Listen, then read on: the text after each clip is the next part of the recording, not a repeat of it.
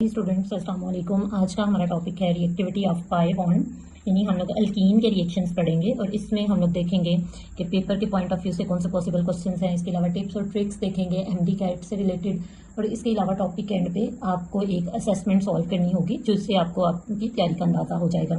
अब सबसे पहले रिएक्टिविटी ऑफ पाई बॉन्ड की बात करते हैं। अगर पाई बॉन्ड आ जाए तो मॉलिक्यूल क्या हो जाता है, अनसैचुरेटेड। स्टूडेंट्स आपने यहाँ पे ये बताना है कि हमारे पास क्या होगा, अल्कीन में कार्बन कार्बन के दरमियान में डबल बॉन्ड होता है। कार्बन जो है ये sp2 हाइब्रिडाइज्ड होते हैं। आपने ये बताना है कि जो अनहाइब्रिड 2pz ऑर्बिटल है इसकी आपस में एक दूसरे के साथ पैरेलल ओवरलैपिंग होती है और आपके पास पाई बॉन्ड बन जाता है। देखेंगे कि ये जो पाई बॉन्ड है ये किस वजह से बन रहा है, हाफ फिल्ड ऑर्बिटल की पैरेलल ओवरलैपिंग से। p orbital parallel overlapping p orbital की होती है और हमारे पास पाई बॉन्ड बनता है। स्टूडेंट्स यहाँ पे हमारे पास क्या होता है कि पाई बॉन्ड में प्रोबेबिलिटी ऑफ फाइंडिंग इलेक्ट्रॉन्स जो है वो ज्वाइनिंग लाइन से, ये सेंट्रल लाइन को बोलते हैं ज्वाइनिंग लाइन, ये ज्वाइनिंग लाइन से दूर होते हैं। ठीक हो गया। इसके अलावा आपने ये बताना है कि जो पाई इलेक्ट्रॉन्स होते हैं ये लूजली बाउंड होते हैं, यानी ये आपस में लूज बॉन्ड बनाते हैं as compare to sigma bond. Pi bond जो है ये वीक होता है as compare to sigma bond. इस वजह से हम पाई बॉन्ड को इजीली ब्रेक कर सकते हैं। फिर आप लोगों ने ये बताना है कि जो हमारे पास पाई बॉन्ड है जब ये इजीली ब्रेक हो जाता है तो स्टूडेंट्स अल्कीन्स जो है ये ज्यादा रिएक्टिव हो जाती हैं। पाई इलेक्ट्रॉन्स जो हैं इन पे कोई भी इलेक्ट्रोफाइल आएगा और इलेक्ट्रोफाइल पे ये इजीली अटैक कर सकता है पाई बॉन्ड।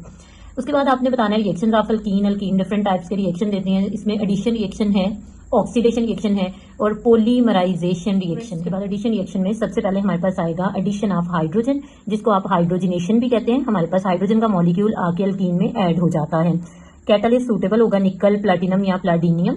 स्टूडेंट्स आपके पास क्या होता है कि जब ये हाइड्रोजन का मॉलिक्यूल आके ऐड होता है तो टेम्परेचर भी हाई रखना है और प्रेशर भी, और ये आपके पास सैचुरेटेड मॉलिक्यूल में कन्वर्ट हो जाएगा। इस प्रोसेस में आपने ये बताना है कि हमारे पास हीट जो है वो रिलीज होती है।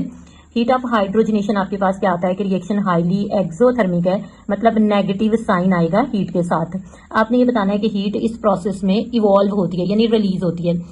आपके पास जो अमाउंट ऑफ हीट है रिलीज हो रही है हाइड्रोजिनेशन जब आप कर रहे हो 1 मोल अल्कीन की, तो इसको हीट ऑफ हाइड्रोजिनेशन कहते हैं।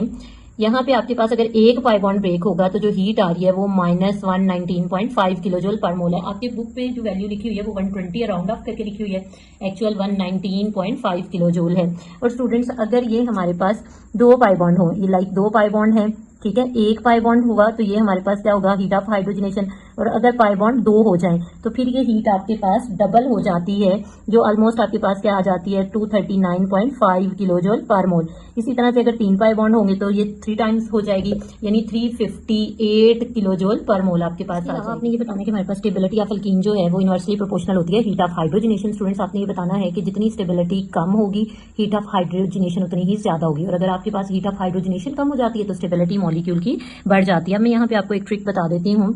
सपोज आपके पास एक पाई बॉन्ड है तो आपने क्या करना है, एक ही हाइड्रोजन का मॉलिक्यूल ऐड करना है, एक ही हैलोजन एसिड का मॉलिक्यूल और एक मॉलिक्यूल के अंदर हैलोजन का ऐड करेंगे। ठीक है, तो जो आपके पास अल्कीन होंगी वो सैचुरेटेड मॉलिक्यूल में कन्वर्ट हो जाएंगी। और अगर 2 पाई बॉन्ड है तो अगर आप हाइड्रोजन ऐड कर रहे हो तो 2 मॉलिक्यूल, अगर हैलोजन एसिड ऐड कर रहे हो तो स्टूडेंट्स वो भी 2 ही होंगे, और अगर आप हैलोजन का मॉलिक्यूल ऐड करेंगे तो वो भी 2 होगा। ठीक है, इसी तरह से ये नंबर ऑफ पाई बॉन्ड जो है वो इंडिकेट करते हैं कि किसकी कितनी क्वांटिटी जो है वो यहाँ पे आके ऐड होगी। इसी तरह से ये 3 पाई बॉन्ड है तो सबके 3-3 मॉलिक्यूल्स आके ऐड होते हैं और एंड सो सब आपने एप्लीकेशंस बतानी है। सबसे पहले देखें, आप ये कोई सी भी अल्कीन ले सकते हैं। सपोज मैंने ये इथीन ले ली, इसमें हाइड्रोजन ऐड कर दें निकल की प्रेजेंस में। आपको टेम्परेचर भी हाई रखना पड़ेगा, प्रेशर भी यहाँ पे हाई रखना पड़ता है। तो अब यहाँ पे क्या होगा कि ये हाइड्रोजन का मॉलिक्यूल आके ऐड होगा और ये इथीन आपके पास इथेन में कन्वर्ट हो जाएगा, सैचुरेटेड मॉलिक्यूल में कन्वर्ट हो जाएगी। एप्लीकेशन में आपने इंडस्ट्री में बताना है कि इंडस्ट्री में हम लोग क्या करते हैं, वेजिटेबल ऑयल लेते हैं, इसकी हाइड्रोजनेशन करते हैं, इसको घी में कन्वर्ट कर देते हैं। लैब के अंदर हाइड्रोजनेशन यूज होता है एज अ सिंथेटिक मेथड, यानी मुख्तलिफ कंपाउंड को प्रिपेयर करने के लिए, और इसके अलावा एनालिटिकल टूल के तौर पर भी इसको इस्तेमाल किया जाता है। इसके अलावा आपने ये बताना है कि प्लैटिनम और प्लैटिनियम की जगह पे या निकल की जगह पे आप और कैटलिस्ट भी यूज कर सकते हैं, जिसको हम लोग क्या बोलते हैं, रिने निकल। आप रिने निकल भी यहाँ पे यूज कर सकते हो। अब हम देख लेते हैं व्हाट इज रिने निकल, यानी ये रिने निकल हमारे पास क्या होता है। अब हमने पढ़ना है रिने निकल क्या होता है। एक अमेरिकन इंजीनियर था, ठीक है, म्यूरी रिने, इसने 1926 में रिने निकल को एक्सप्लेन किया था। रिने निकल कैसे डिफरेंट होता है सिंपल निकल से, आपने ये बताना है कि रिने निकल का सरफेस एरिया ज्यादा होता है, ये आपके पास ब्लैक कलर में होता है, हाईली एक्टिव होता है, ठीक है, बहुत ज्यादा इफेक्टिव होता है एज कम्पेयर टू सिंपल निकल। स्पॉन्जी फॉर्म के अंदर होता है, रेट ऑफ रिएक्शन हाई होगा, और अगर आप इसे फाइन पाउडर की फॉर्म में लेते हैं तो ये ग्रे कलर में आपके पास आ जाता है। ये हमारे पास क्या करेगा कि लो टेम्परेचर पे एक्टिवेट हो जाता है, रिएक्ट कर सकता है 100 डिग्री सेल्सियस पे एज कम्पेयर टू 250, क्योंकि जो हमारे पास सिंपल निकल होता है ना वो 250 टेम्परेचर पे एक्टिव होता है। इसके अलावा ये एक्टिव होता है 3 atm प्रेशर पे। स्टूडेंट्स की आपके पास इक्वेशन आ जाती है। हमारे पास जो रिने निकल है ये कैसे बनेगा, निकल और एल्यूमिनियम का अलाय होता है। आप इसका रिएक्शन करवाते हैं कास्टिक सोडा यानी sodium hydro oxide aqueous medium की प्रेजेंस में। ये निकल अलग हो जाएगा, बाकी सोडियम एल्यूमिनियम ऑक्साइड आ जाएगा और साथ आपके पास हाइड्रोजन आ जाएगी। ये इक्वेशन मैंने बैलेंस कर दी है। अब हम इसको देख लेते हैं अप्लाई कैसे करना है। ये देखें, ये सपोज मैंने बेंजीन ले ली, आपने इसमें 3 हाइड्रोजन के मॉलिक्यूल ऐड करने होते हैं। स्टूडेंट्स ये रिने निकल इस्तेमाल करेंगे, रिने निकल की प्रेजेंस में 100 डिग्री टेम्परेचर, और ये आपके पास बेंजीन किस में कन्वर्ट हो जाएगी, साइक्लोहेक्सेन में। इस तरह से आप कोई सी भी अल्कीन ले सकते हैं और वो आपके पास किस में चेंज हो जाएगी, सैचुरेटेड मॉलिक्यूल में तब्दील हो जाती है। नेक्स्ट आपके पास आ जाता है कि जो ब्रांच अल्कीन्स होती हैं इनमें रेट ऑफ रिएक्शन जो है हाइड्रोजनेशन का वो कम होता है। किस वजह से कम होता है, क्योंकि स्टेरिक हिंड्रस आ जाती है, बड़े मॉलिक्यूल्स लगे होते हैं तो स्टेरिक हिंड्रस काज होती है, जिसकी वजह से क्या होगा कि जो ब्रांच अल्कीन्स होती हैं उनका रेट ऑफ रिएक्शन कम होगा। नेक्स्ट हमारे पास आ जाता है addition of hydrogen halide. Hydrogen halide मतलब हैलोजन एसिड आपके पास आ जाता है और इसका दूसरा नाम होता है हाइड्रोहैलोजिनेशन। आपने हैलोजन एसिड ऐड करना है, number of pi bond decrease हो जाएंगे। रिएक्टिविटी ऑफ अल्कीन जो है ये इनवर्सली प्रोपोर्शनल होती है stability of carbocation. Reactivity order आपके पास आ जाता है हैलोजन एसिड का। आपने बताना है कि जो हाइड्रोजन आयोडाइड है ये सबसे ज्यादा रिएक्टिव होता है as compare to hydrogen bromide, और हाइड्रोजन ब्रोमाइड ज्यादा रिएक्टिव होता है as compare to hydrogen chloride. इसके अलावा आपने ये एक एग्जाम्पल हम लोगों ने डिस्कस किया है, ये मैंने इथीन लिया, इसमें हैलोजन एसिड ऐड किया, ये आपके पास क्या बन जाएगा, क्लोरो इथेन। अब हमारे पास अल्कीन स्टूडेंट्स 2 तरह की होती हैं, एक आपके पास क्या आ जाता है सिमेट्रिकल अल्कीन्स, ठीक है, और दूसरा आपके पास क्या आ जाता है unsymmetrical alkyne. Students symmetrical alkyne में क्या होता है कि हमारे पास आइडेंटिकल ग्रुप अगर डबल बॉन्डेड कार्बन के साथ लगे हुए हैं, डबल बॉन्डेड कार्बन के साथ सेम ग्रुप लगे हों तो इसको सिमेट्रिकल कहते हैं, और अगर डबल बॉन्डेड कार्बन के साथ डिफरेंट ग्रुप अटैच हों तो इसको अनसिमेट्रिकल अल्कीन्स कहते हैं। अब हम नेक्स्ट देखेंगे मैकेनिज्म ऑफ हाइड्रोहैलोजिनेशन। सबसे पहले फॉर्मेशन ऑफ कार्बोकेटाइन है फर्स्ट स्टेप, ये 2 स्टेप का मैकेनिज्म है। आपके पास ये जो पाई बॉन्ड है ये सबसे पहले हाइड्रोजन पे अटैक करेगा, बॉन्ड आगे हैलोजन पे शिफ्ट हो जाएगा, एक कार्बन के साथ आके ये हाइड्रोजन अटैच हो गया, दूसरे कार्बन का एक बॉन्ड कम हो गया, इस पे पॉजिटिव चार्ज आ जाएगा यानी कार्बोकेटाइन बन जाएगा। साथ ही साथ ये क्लोरीन रिलीज होगा। सेकंड स्टेप स्टूडेंट्स हमारे पास आ जाता है अटैक ऑफ न्यूक्लियोफाइल। न्यूक्लियोफाइल का अटैक आपने कराना है। न्यूक्लियोफाइल किस पे अटैक करेगा, इलेक्ट्रोफाइल पे यानी पॉजिटिव पे। तो ये हमारे पास नेगेटिव जो है वो कार्बोकेटाइन पे अटैक करता है, ये क्लोरीन कार्बन के साथ अटैच हो जाता है और ये आपके पास क्लोरो अल्केन बन जाते हैं, या यहाँ पे जो मैंने मॉलिक्यूल बनाया वो क्लोरो इथेन आ जाता है। अब उसके बाद आपके पास स्टूडेंट्स रूल आ जाता है मार्कोनी-काव्स रूल। मार्कोनी-काव्स रूल हमने अप्लाई करना होता है बेसिकली अनसिमेट्रिकल अल्कीन्स पे, ठीक है, ये अनसिमेट्रिकल अल्कीन पे अप्लाई होता है और इस रूल के अकॉर्डिंग आपके पास क्या आता है, rich become richer. Rich become richer का क्या मतलब होता है कि आपके पास हाइड्रोजन अनसिमेट्रिकल अल्कीन में उस कार्बन के साथ जाके अटैच होते हैं जिसके पास already greater number of hydrogen. जो मार्कोनी-काव्स रूल है ये हमारे पास क्या था कि 1870 के अंदर एक रशियन केमिस्ट था, ठीक है, मार्कोनी-काव्स, इसने इस रूल को इंट्रोड्यूस करवाया था, मार्कोनी-काव्स रूल को, ठीक है। और इस रूल के अकॉर्डिंग मैंने आपको ऑलरेडी बता दिया है कि रिच बिकम रिचर, यानी ये हम लोगों ने प्रोपीन ले ली है, ठीक है, 1 प्रोपीन है आपके पास, आपने इसमें HCl ऐड करवाया। हमारे पास एक पॉसिबिलिटी ये है कि H जो है वो यहाँ मिड वाले कार्बन पे आ जाएगी, यानी कार्बन नंबर 2 पे, और आपके पास क्या होगा कि क्लोरीन जो है वो कार्बन नंबर 1 पे आ जाएगा, यानी 1 क्लोरोप्रोपीन बन जाए। तो यहाँ पे ये प्रोडक्ट नहीं बनती। आपके पास क्या होगा कि क्लोरीन कार्बन नंबर 2 पे जाएगा क्योंकि वहां पे ऑलरेडी लेस हाइड्रोजन है, और हाइड्रोजन जो है ये कार्बन नंबर 1 पे आएगा और यहाँ पे आके ये 3 हाइड्रोजन हो जाएंगे और ये आपके पास 2 क्लोरोप्रोपेन बन जाएगा, ठीक है। ये प्रोडक्ट यहाँ पे बनती है according to Markovnikov's rule. Next हमारे पास आ जाता है एडिशन ऑफ सल्फ्यूरिक एसिड। इसको हम लोग हाइड्रेशन भी कहते हैं, यानी वाटर ऐड करना होता है यहाँ पे, या फिर आप ये भी कह सकते हो production of alcohol on industrial scale, ठीक है, यानी इंडस्ट्रियल स्केल में जो आप अल्कोहल प्रिपेयर करते हैं वो यही मेथड होता है कि आप अल्कीन में सल्फ्यूरिक एसिड ऐड करते हैं। इस प्रोसेस में जो नंबर ऑफ कार्बन एटम है वो आपके पास सेम रहते हैं और ये प्रोसेस आपके पास क्या करता है, मार्कोनी-काव्स रूल को फॉलो करता है। अगर आप इथीन लेंगे तो ये 1 डिग्री अल्कोहल यानी प्राइमरी अल्कोहल में तब्दील हो जाएगा, और अगर आप कोई अदर अल्कीन लेते हैं तो ये आपके पास फर्दर जो है वो किस में तब्दील हो जाएगा, 2 डिग्री या 3 डिग्री अल्कोहल में, यानी टर्शरी या फिर प्राइमरी अल्कोहल।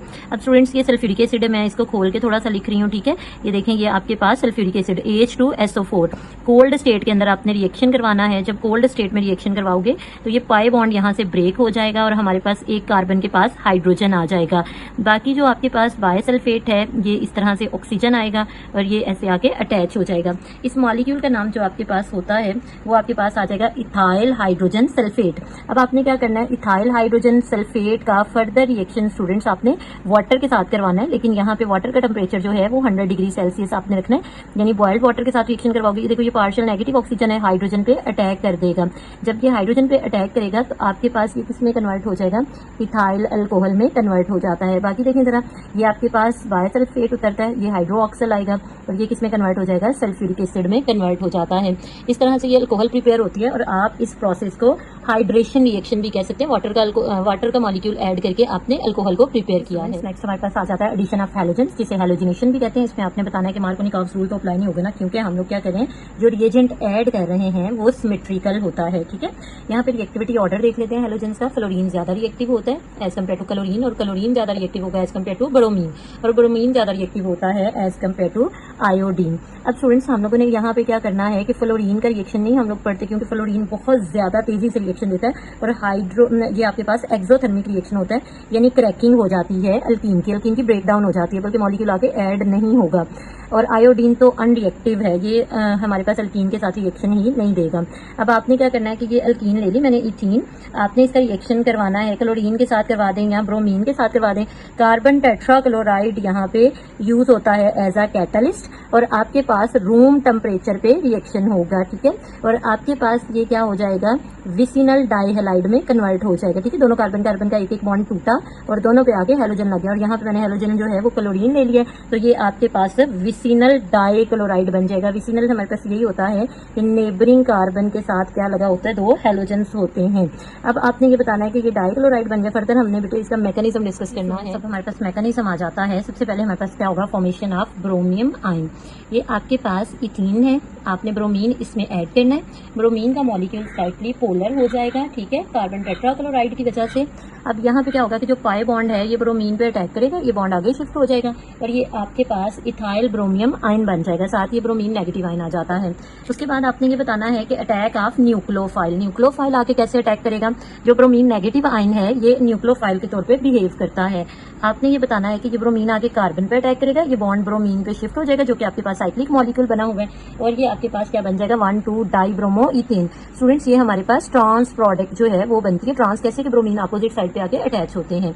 उसके बाद आपके पास आ जाता है नेक्स्ट रिएक्शन हमने डिस्कस करना है, addition of hypohalous acid. Hypohalous acid हमारे पास क्या होता है, हाइड्रोक्सिल के साथ हेलोजन अटैच कर दें, इसको हाइपोहेलस एसिड कहते हैं। स्टूडेंट्स आपने ये बताना है हाइपोहेलस एसिड बिहेव करता है एज अ इलेक्ट्रोफाइल। आपके पास हाइपोहेलस एसिड कैसे बनेगा, हेलोजन का रिएक्शन वाटर के साथ करवाना है, हेलोजन एसिड, और इसके अलावा आपके पास क्या आ जाता है, हाइपोहेलस एसिड प्रोड्यूस हो जाता है। हाइपोहेलस एसिड को आपने अल्कीन में ऐड करवाना है। ये मैंने इथीन ले ली स्टूडेंट्स, ये मैंने इसमें हाइपोहेलस एसिड को ऐड करवाया।